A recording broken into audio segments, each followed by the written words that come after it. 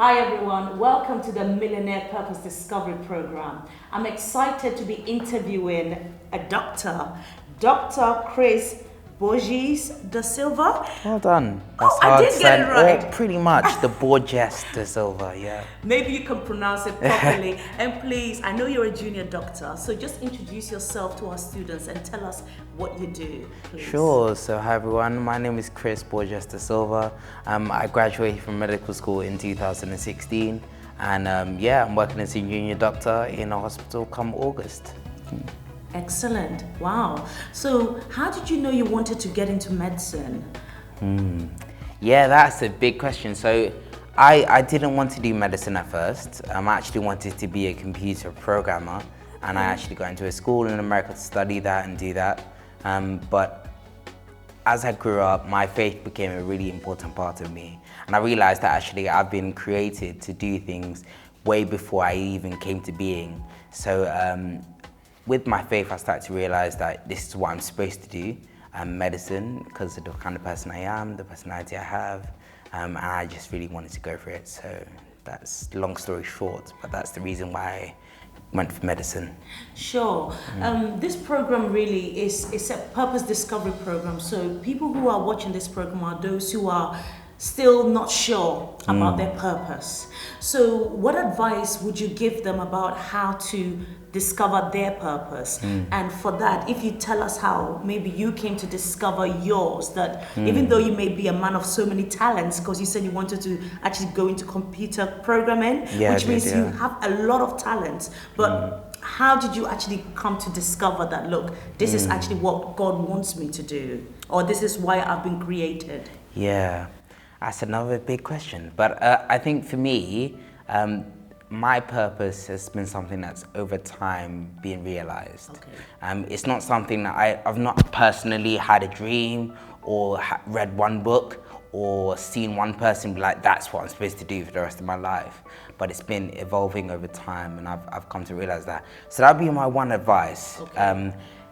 Really enjoy the journey of finding your purpose, but be an active participant in doing that.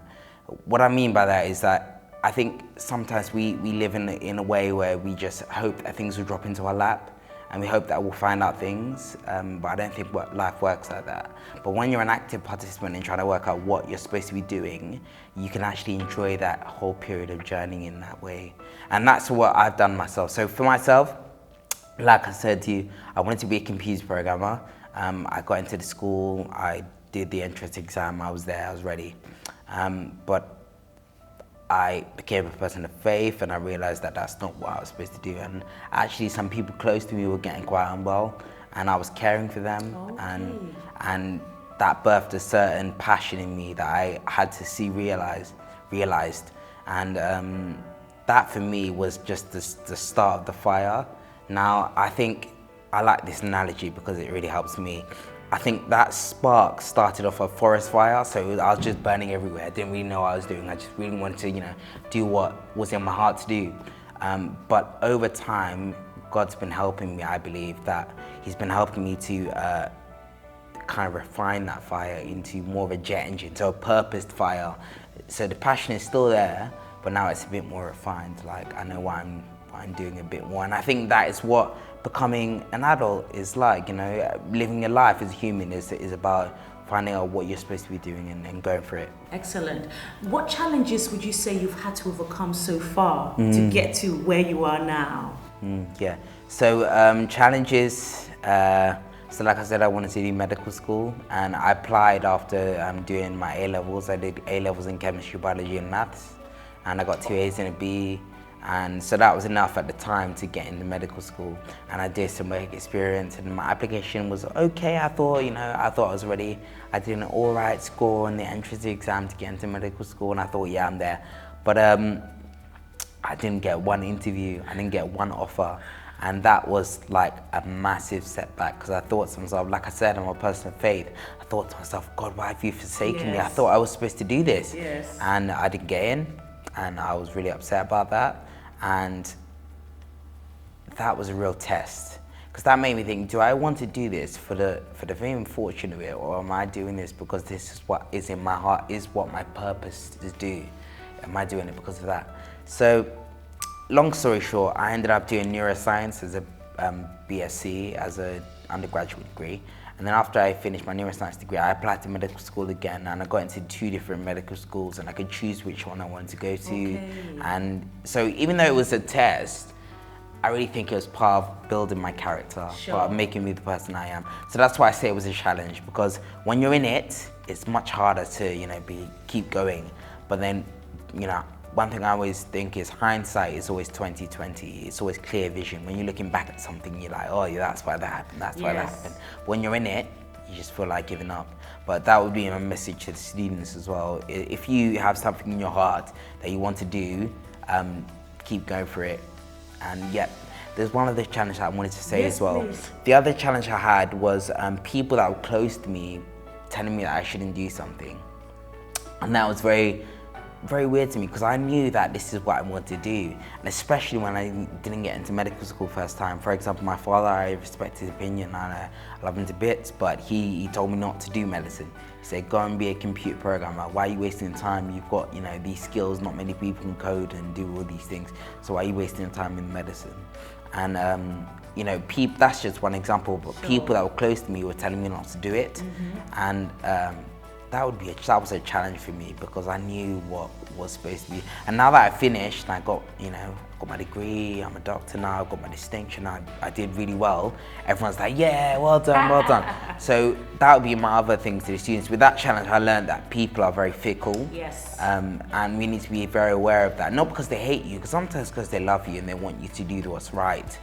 So it's good to listen to people, but in listening, be sure of what you have in your heart and go for it. And go for it. I like that. Wow. Chris, you've mentioned faith and how, for example, when you were first refused an entrance into medicine, it kind of questioned your faith, or it made you to question God. Why have you, why did you not allow me to get into medicine school? So my question is, what role has faith played in your life so far? What role has faith played in my life so far? I think for me, I've learnt how wavy I can be, how unsteady I can be in my own faith, and how consistent God can be in His faith in me. That is just from my own life experience, because I know that in my own fickleness, I've turned my back on God, thinking that He's not doing what He's supposed to be doing. Sure. And then I see, like I said, I look back and I see, oh, you're doing this because of this. I've cut the story a bit short, but I'll tell you. So I actually met my wife now when I was doing neuroscience. And if I hadn't done neuroscience, I wouldn't have met her. And she actually didn't go to Oxford when she got a place, and she went to King's instead. And so it's all worked, even though there were challenges, it's all worked out in a nice way. Yes. And actually, so what I've learned from faith is actually God is faithful. Amen. Very faithful, more faithful than I am.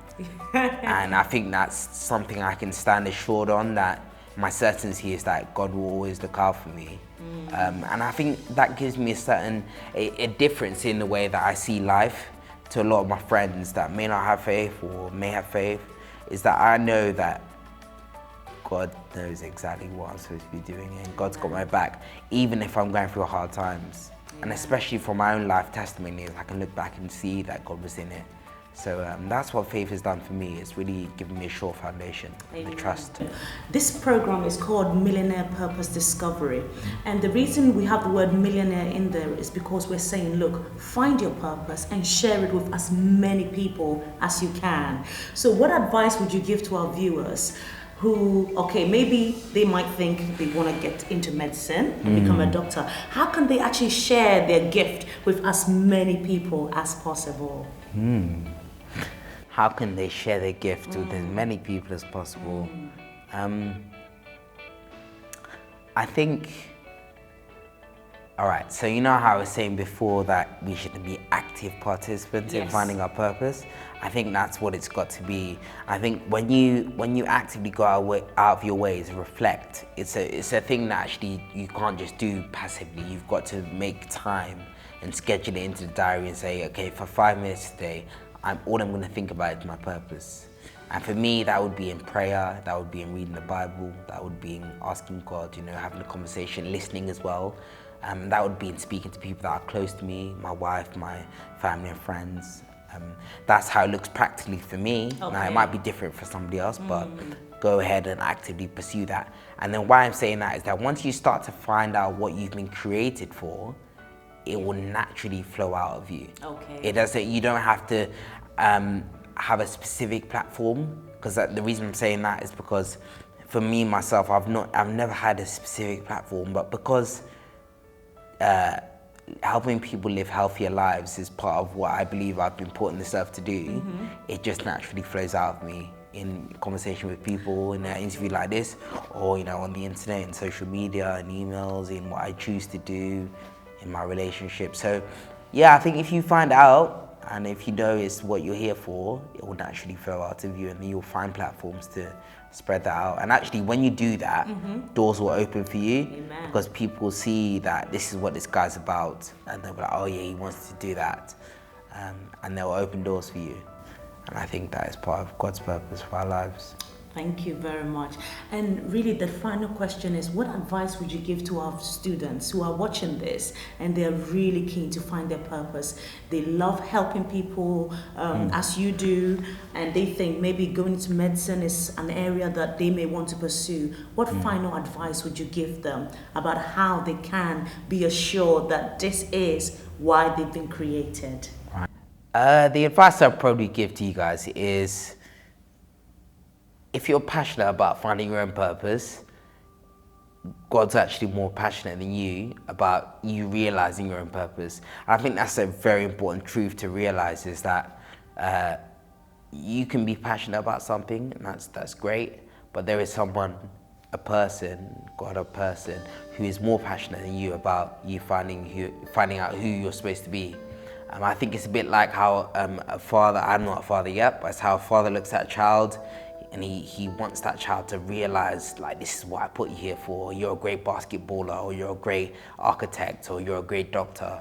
And he gets joy in you finding that thing out. So I would encourage you to seek God. Excellent, I love that. Dr. Chris said he would encourage you to seek God. He's the one who created you, and he's the one who can show you your purpose. So with that, Dr. Chris, I just want to say thank you for spending some time with us. God bless you. You too, God bless you. Thank you. All right.